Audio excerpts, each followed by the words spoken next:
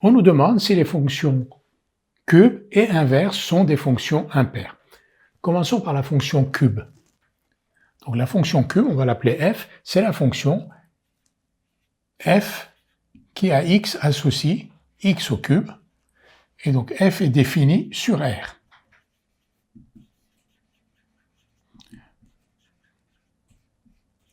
On se pose la question de savoir si cette fonction f est impaire.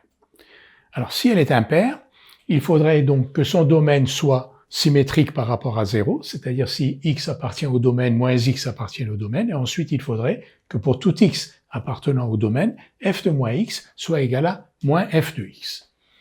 Donc, premièrement, R est symétrique par rapport à 0. Ça, on va l'écrire quand même, même si c'est évident. Autrement dit, pour tout x appartenant à R, moins x appartient à R. Donc la première condition est satisfaite. La deuxième condition, pour tout x appartenant à R, f de moins x, c'est moins x au cube, moins x au cube, c'est moins x3, et moins x3, c'est moins f de x. F est donc, f c'est-à-dire la fonction cube, est donc une fonction impaire, parce qu'elle satisfait les deux conditions de symétrie de son domaine par rapport à 0, et la deuxième condition, pour tout x appartenant au domaine, f de moins x égale moins f de x. Examinons maintenant la fonction inverse. La fonction inverse est-elle impaire? Alors ça, c'est la deuxième question.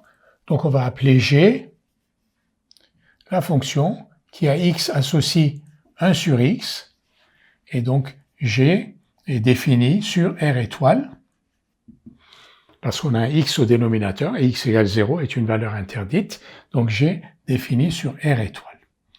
R étoile, je vais l'écrire aussi sous forme d'un intervalle.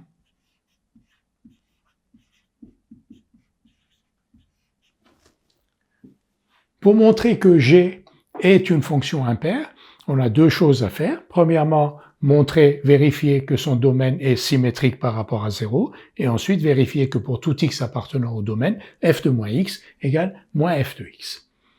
Le domaine ici est bien symétrique par rapport à 0, même si 0 n'appartient pas au domaine.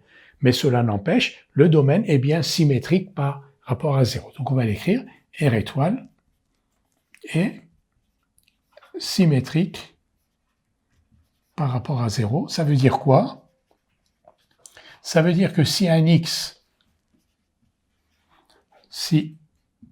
x appartient à R étoile, alors moins x appartient aussi à R étoile.